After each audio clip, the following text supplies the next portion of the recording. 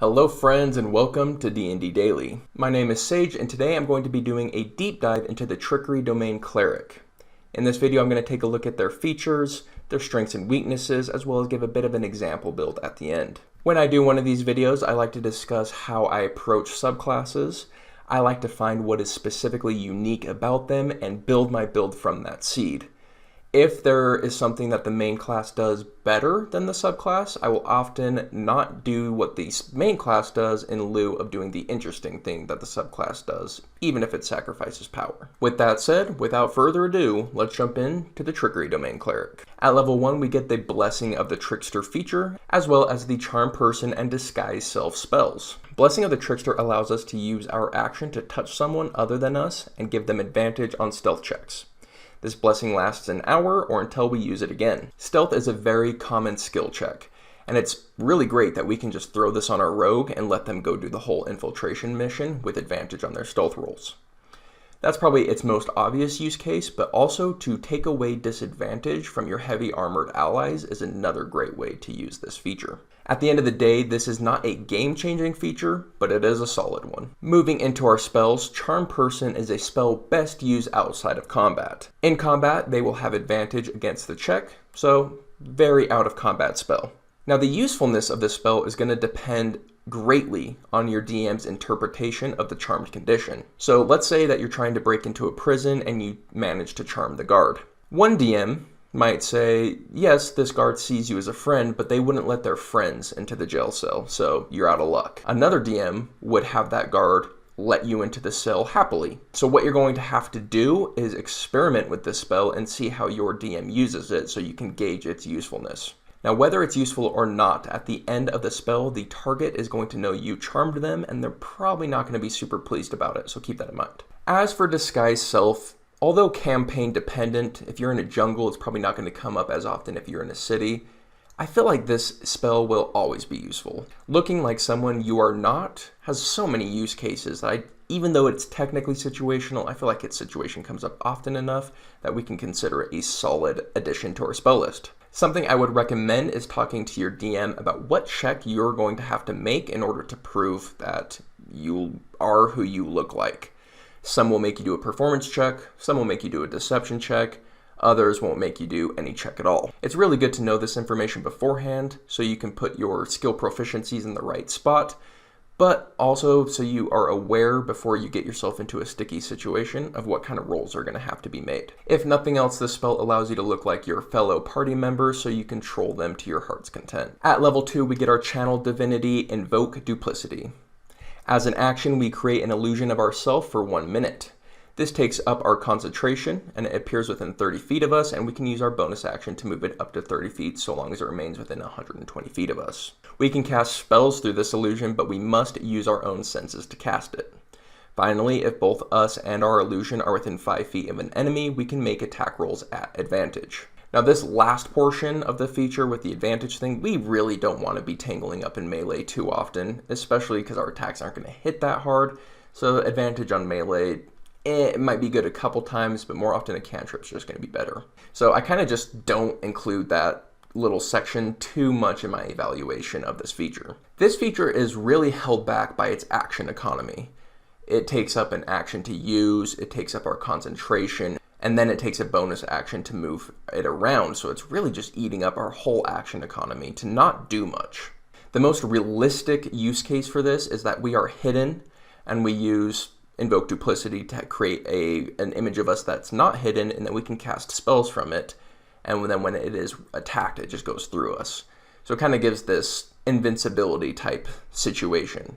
However, keep in mind that this isn't very practical, because we have to action, hide, action, invoke duplicity, action, attack. So we're not doing anything until 3 turns into the game, and that's just not practical. Out of combat, I can see it being useful for tricking people. If you're fleeing, you can make a duplicate to run down, the separate road, so now they have to split in between the two of you. There's a lot of cool things you can do with it out of combat. And I do like this feature, it's just a shame that its practicality is held back by its action economy. At level 3, we get Mirror Image and Pass Without Trace. Mirror Image creates illusions of yourself, which have a chance of taking attacks for you. This is a premier defensive spell for casters because it doesn't require any concentration, meaning you can have both Mirror Image and Spirit Guardians up at the same time or other powerful concentration spells. It's also inexpensive at level 2, so it will be cast throughout the whole campaign to great effect. It's an absolutely amazing spell. A lot of our core combat can come down to Spirit Guardians mixed with Mirror Image plus dodging, and you will be very difficult to do damage to while your Spirit Guardians just chew everybody up. Moving into our other spell we get at 3rd level, we get Pass Without Trace. Pass Without Trace synergizes exceptionally well with Blessing of the Trickster. Now with a 2nd level spell and an action, we can make the whole party insanely stealthy. The main person I would target in this case is someone who has disadvantage. So we take away their disadvantage and give them plus 10. I wouldn't really use Blessing of the Trickster on the rogue in this case because they're going to have advantage plus like 18 to their stealth. They really don't need Blessing of the Trickster where your heavy armor person does. Basically what I'm saying is it would be overkill to give this to your rogue. But when we put this all together, now we enable the whole party to be infiltrators. At first, we were just kind of enabling our rogue to go do it. But at 3rd level, we can take the whole party with us and go get into shenanigans or just get past the guards. Really fantastic spell. At level 5, we're going to pick up Blink and Dispel Magic. Blink reminds me a lot of Mirror Image. It's a defensive spell that doesn't require concentration. How Blink works is it has a 50% chance of simply removing you as a potential target for pretty much anything. Spells, abilities, attacks, you name it, and you are likely immune to it. The 50% chance is the kicker though. Against attackers, Mirror Image is better. It's better period, but it's also cheaper, so that's nice. But against spellcasters or a breath weapon attack, you know, those big abilities, Blink is better, because Mirror Image isn't going to protect you against those at all, and Blink has a 50% chance to make you immune to them, which is pretty great. Something to note is that Blink doesn't synergize particularly well with Spirit Guardians because it takes the Spirit Guardians off the field for that time frame, so now people are going to be moving freely instead of at half movement. Something to take note of. The last thing to take note of is we can also combo Spirit Guardians, Blink, and Mirror Image for some crazy amounts of defense. I probably wouldn't do this often, but in some niche scenarios, this might be the play. Our other 5th level spell is Dispel Magic. This is our first that is on the Cleric spell list already, but it's one that we were very likely going to take as it represents Cleric's only anti-magic in the game. It's insanely useful, insanely versatile both in and out of combat. It's reactionary, which is awesome for us because we already have our main game plan that is aggressive and is proactive. So it's nice to have a bunch of reactive things in our back pocket. So once our game plan is in full motion, we can now react to specific situations, and Dispel Magic is fantastic at that. At level 6, we get our 2nd Channel Divinity, which is Cloak of Shadows. At level 6, we get our 2nd Channel Divinity, Cloak of Shadows. We can use our action to become invisible for 1 turn. Considering at this level that our Channel Divinities represent 3rd level spells, we're probably not going to want to use our Channel Divinity for this. We're going to want it to get another 3rd level spell. So what this really represents is a better disengage, because now we can both disengage and no one can follow up on those attacks unless they can see invisible, of course.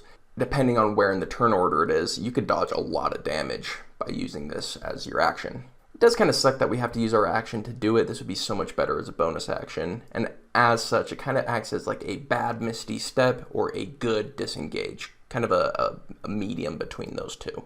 Overall, I feel like this is kind of low power level, but I do see a situation where it can save your life. So I'm not going to hate on it, but it's weaker than normal. At level 7, we get Dimension Door and Polymorph, 2 crazy high-powered spells. Dimension Door is a much-needed teleport for the Cleric spell list. We do not get teleports, and now we get a great teleport. Not only is its range crazy at 500 feet, but we can also take an ally who is our same size or smaller than us.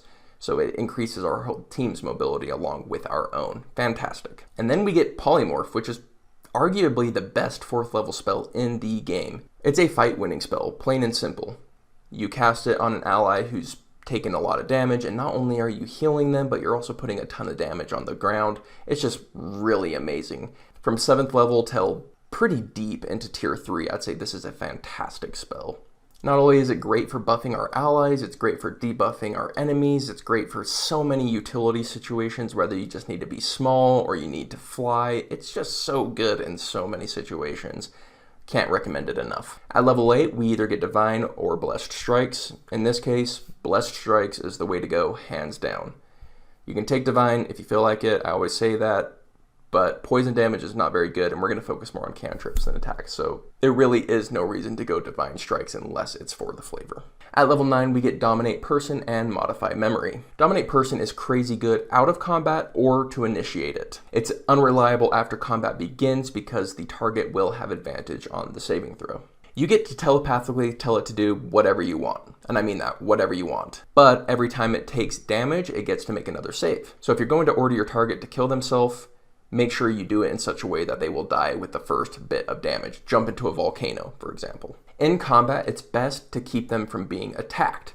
So mages or archers are going to be your best target, and then you keep them far away from where they can potentially take damage so that they can keep doing damage for you. As far as out of combat, this makes so many social situations a breeze. If you need money, information, access to a location, so many more things, this spell will single-handedly just solve those situations. Moving into Modify Memory is just cool. A creative player is going to get more out of this for sure, and it's really meant for out-of-combat situations. It's the type of spell that may not be used often, but when it is used, it can be super, super hype. Then again, make it your signature spell and spend your time convincing the party all sorts of nonsense has happened. At level 17, we get Improved Duplicity. Improved Duplicity allows us to make 4 duplicates instead of 1. When we use our bonus action to move, we can move them all. This doesn't particularly increase the power level very much. We can spread out our images to be able to cast touch spells on all of our allies. It also makes it more difficult to target us if the enemy can't see through the illusions. But for a level 17 capstone subclass feature, this is pretty underwhelming.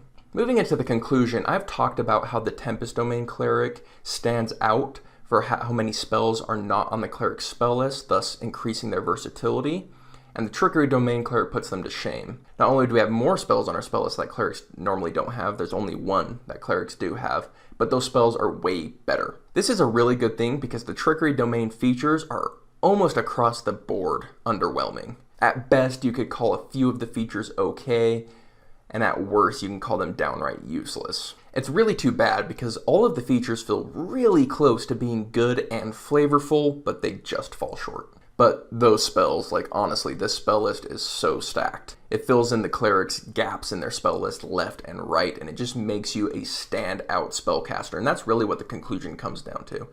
If you want to be a cleric that is a good spellcaster, this is the cleric for you. Moving into the build of the Trickery Domain Cleric. Right off the bat, I want to pick up some roguelike skills from my background. Stealth, Thieves' Tools. I want those because I want to be an infiltrator. I think that's something that sets apart the Trickery Domain from other clerics, is that we have the ability to be infiltrators.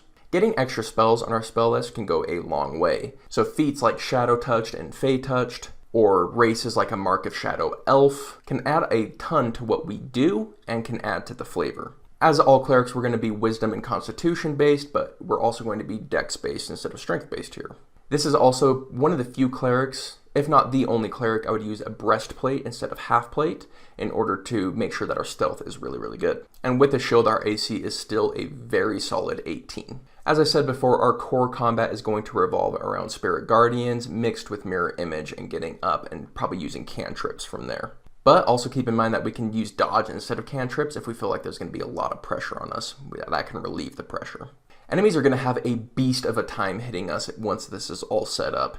Now they're debuffed, they're taking a ton of damage, and they're kind of put in a catch-22, because are they going to waste their actions attacking someone that is so unlikely to be hit?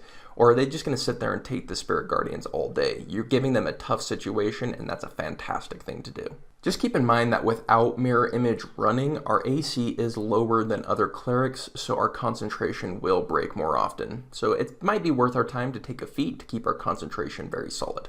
Once we get to the 7th level, we're going to get our 4th level spells, and our 4th level spells really act as our emergency buttons. Both Polymorph and Dimension Door are fantastic emergency buttons, either for escape or to get that second wind in combat. I would spend a ton of time as a roguelike, infiltrating, stealing, scouting, all those things I would do with the Trickery Domain Cleric. But the highest on my priority list would be to raise hell. Just absolutely do crazy stuff and get into that chaos. So at the end of the day, what differentiates the Trickery Domain Cleric and what I'm going to do my build around is that we are the best spellcasters, save for the Arcane Domain at 17th level and above.